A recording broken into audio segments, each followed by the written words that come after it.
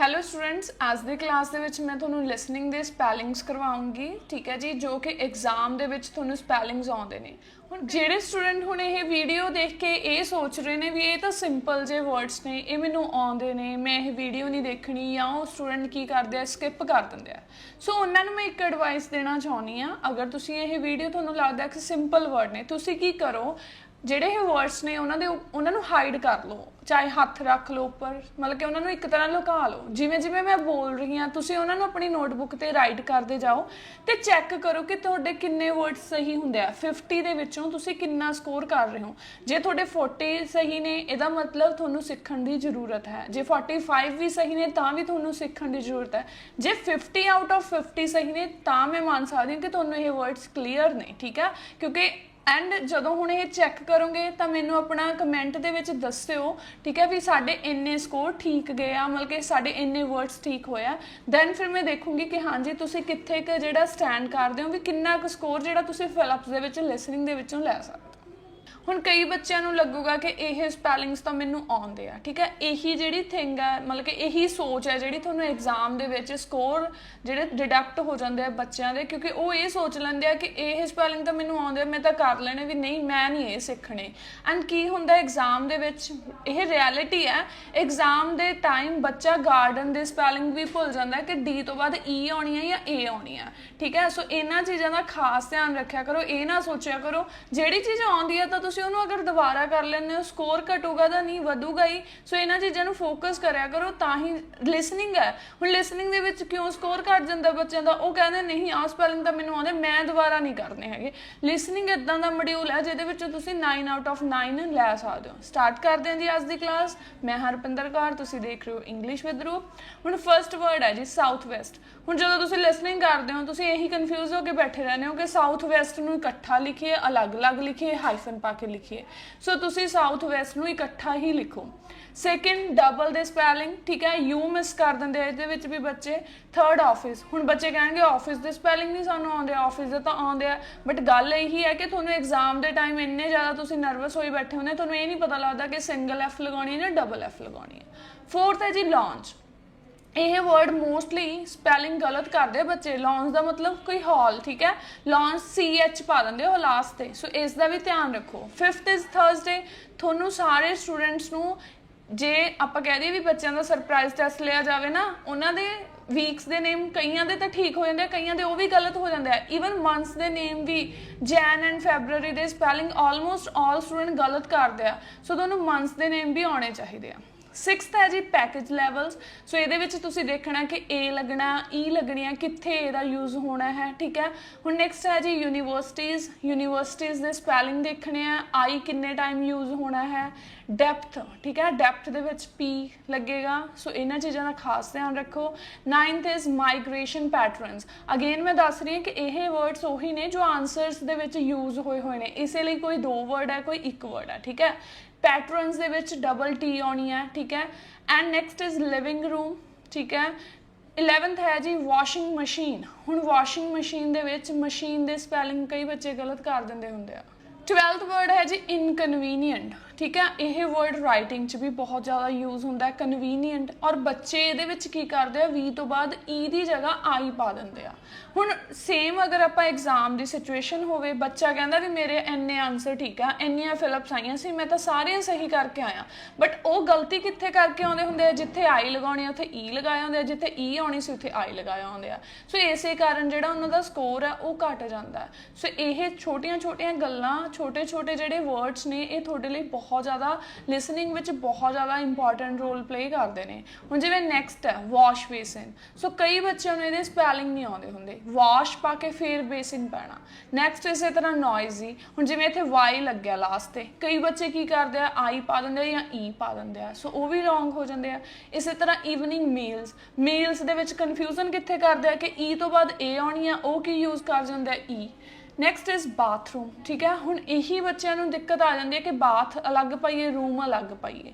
17 ਹੈ ਵਾਟਰਪ੍ਰੂਫ, ਠੀਕ ਹੈ। ਵਾਟਰਪ੍ਰੂਫ ਵੀ ਇੱਕ ਵਰਡ ਹੈ। ਇਸੇ ਤਰ੍ਹਾਂ ਹੁਣ ਦੋ ਵਰਡਸ ਅੱਗੇ ਯੂਜ਼ ਹੋਇਆ, ਸਾਇੰਟੀਫਿਕ, ਰਿਸਰਚ।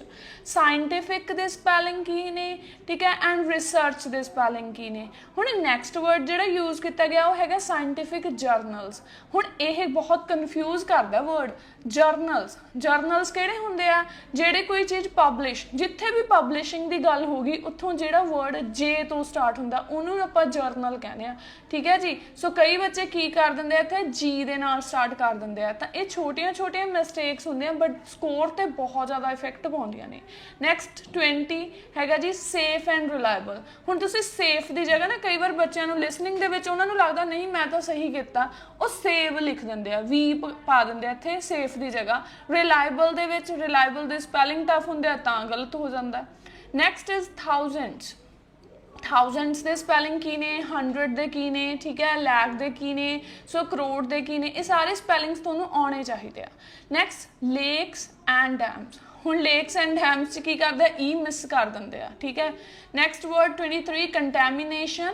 ਕੰਟੈਮੀਨੇਸ਼ਨ ਦੇ ਸਪੈਲਿੰਗ ਕੀ ਨੇ, ਠੀਕ ਹੈ, ਇਹ ਕਿੱਥੇ ਕਿੱਥੇ ਯੂਜ਼ ਹੋਣਾ ਉਹਦਾ ਖਾਸ ਧਿਆਨ ਦੇਣਾ। ਇਸੇ ਤਰ੍ਹਾਂ ਬ੍ਰਿਜ। ਬ੍ਰਿਜ ਦੇ ਵਿੱਚ ਹੁਣ ਡੀ ਸਾਇਲੈਂਟ ਆ, ਕਈ ਬੱਚੇ ਡੀ ਲਗਾਉਂਦੇ ਹੀ ਨਹੀਂ ਹੈਗੇ, ਬ੍ਰਿਜ ਰੋਡ। ਉਹਨਾਂ ਨੂੰ ਇੱਦਾਂ ਲੱਗਦਾ ਵੀ ਨਹੀਂ ਸਿੰਪਲ ਜਿਹਾ ਸਪੈਲਿੰਗ ਆ ਸਾਡਾ ਠੀਕ, ਬਟ ਜਦੋਂ ਰਿਜ਼ਲਟ ਆਉਂਦਾ ਫਿਰ ਉਹ ਸਕੋਰ ਕੱਟੇ ਹੁੰਦੇ ਆ।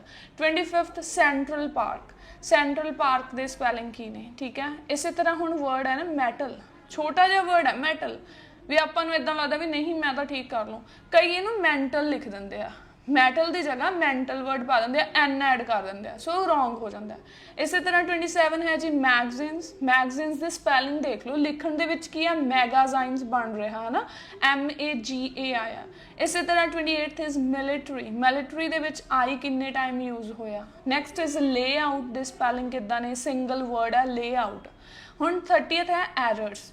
ਐਰਰਸ ਕੀ ਹੁੰਦੀਆਂ, ਮਿਸਟੇਕਸ। ਹੁਣ ਐਰਰਸ 'ਚ ਡਬਲ ਆਰ ਲੱਗੀ ਆ, ਇਸ ਗੱਲ ਦਾ ਖਾਸ ਧਿਆਨ ਰੱਖਣਾ। ਇਸੇ ਤਰ੍ਹਾਂ skills and experiences.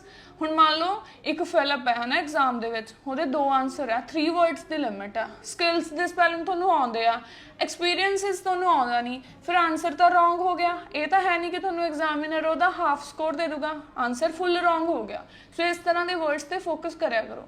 32 contact number. Contact ਦੇ ਵਿੱਚ ਈ ਪਾਉਂਦੇ ਆ ਮੋਸਟ ਆਫ ਦਾ ਸਟੂਡੈਂਟਸ, ਠੀਕ ਹੈ। ਕੰਟੈਕਟ ਦੇ ਵਿੱਚ ਟੀ ਤੋਂ ਬਾਅਦ ਏ ਪੈਂਦੀ ਆ। ਇਸੇ ਤਰ੍ਹਾਂ ਮੋਡਿਊਲਸ। ਟੈਕਨੋਲੋਜੀ ਦੇ ਸਪੈਲਿੰਗ ਕੀ ਹੁੰਦੇ ਆ। ਲਾਇਬ੍ਰੇਰੀ ਦੇ ਸਪੈਲਿੰਗ ਕੀ ਆ, ਓਲਡ ਤਾਂ ਸਿੰਪਲ ਆ ਬਟ ਲਾਇਬ੍ਰੇਰੀ ਦੇ ਵਿੱਚ ਕਿੱਥੇ ਆਰ ਤੋਂ ਬਾਅਦ ਏ ਪੈਣੀ ਆ, ਉਹਦਾ ਖਾਸ ਧਿਆਨ ਰੱਖਣਾ। ਹੁਣ ਨਰਸਰੀ ਕਾਮਨ ਜਿਹਾ ਵਰਡ ਹੈ ਨਾ, ਨਰਸਰੀ ਤੋਂ ਹੀ ਆਪਣੀ ਜਿਹੜੀ ਪੜ੍ਹਾਈ ਸਟਾਰਟ ਹੁੰਦੀ ਆ, ਸਟੱਡੀ ਸਟਾਰਟ ਹੁੰਦੀ ਆ, ਪੜ੍ਹਾਈ ਸ਼ੁਰੂ ਕਰਦੇ ਹਾਂ ਆਪਾਂ। ਨਰਸਰੀ ਦੇ ਵਿੱਚ ਕੀ ਸਪੈਲਿੰਗ ਹੈ, NURSERY। ਇੱਥੇ ਵੀ ਬੱਚੇ ਯੂ ਪਾ ਜਾਂਦੇ ਆ ਈ ਦੀ ਜਗ੍ਹਾ ਤੇ। ਰਿਫੰਡ ਦੇ ਸਪੈਲਿੰਗ, ਠੀਕ ਹੈ। ਹੁਣ ਫੂਡ ਕੰਟੇਨਰਸ। ਕੰਟੇਨਰਸ ਦੇ ਸਪੈਲਿੰਗ ਪਹਿਲਾਂ ਕੰਟੇਨ ਦੈਨ ERS ਆਉਣਾ। ਕੋਡ ਦੇ ਸਪੈਲਿੰਗ ਈ ਪਾਉਣਾ ਭੁੱਲ ਜਾਂਦੇ ਆ, ਕੋਡ ਤੋਂ ਬਾਅਦ ਜਿਵੇਂ CODE ਕੋਡ ਹੈ, ਠੀਕ ਹੈ ਜੀ। ਇਸੇ ਤਰ੍ਹਾਂ ਬੇਸਮੈਂਟ ਦੇ ਸਪੈਲਿੰਗ ਤੁਸੀਂ ਧਿਆਨ ਰੱਖੋ, ਕੰਟੇਨਰਸ ਦੇ ਧਿਆਨ ਰੱਖੋ। ਮਟੀਰੀਅਲਸ ਸਿੰਪਲ ਵਰਡ ਆ, ਆਪਾਂ ਜੇ ਕਹੀਏ ਵੀ ਆਪਣਾ ਮਟੀਰੀਅਲ ਹੈ ਨਾ, ਆਇਲਸ ਦਾ ਹੀ ਮਟੀਰੀਅਲ ਆ ਹੈ ਨਾ, ਬਟ ਮਟੀਰੀਅਲ ਦੇ ਸਪੈਲਿੰਗ ਕੀ ਆ ਇਹ ਤੁਹਾਨੂੰ ਪਤਾ ਹੋਣੇ ਚਾਹੀਦੇ ਆ। ਇਮੇਜ ਦੇ ਸਪੈਲਿੰਗ, ਠੀਕ ਹੈ, ਸਿੰਪਲ ਜਿਹਾ ਵਰਡ ਹੈ। Next 43 advertisement. ਐਡਵਰਟੀਜ਼ਮੈਂਟ ਇਹਦੀ ਪ੍ਰੋਨਾਂਸੀਏਸ਼ਨ, ਬਟ ਅਗਰ ਆਪਾਂ ਲਿਸਨਿੰਗ ਦੀ ਗੱਲ ਕਰੀਏ ਤਾਂ ਤੁਹਾਨੂੰ ਸਪੈਲਿੰਗ ਆਉਣੇ ਚਾਹੀਦੇ ਆ। ਸਪੈਲਿੰਗ ਕਿੱਦਾਂ ਪੈ ਰਹੇ ਨੇ, ਐਡਵਰਟਾਈਜ਼ਮੈਂਟ, TISE ਬਣ ਰਿਹਾ। ਨੈਕਸਟ ਫਲਾਈਟਸ ਦੇ ਸਪੈਲਿੰਗ ਕੀ ਨੇ, ਜੀ ਪਏਗਾ ਉਹਦੇ ਵਿੱਚ, ਠੀਕ ਹੈ, ਫਲਾਈਟਸ।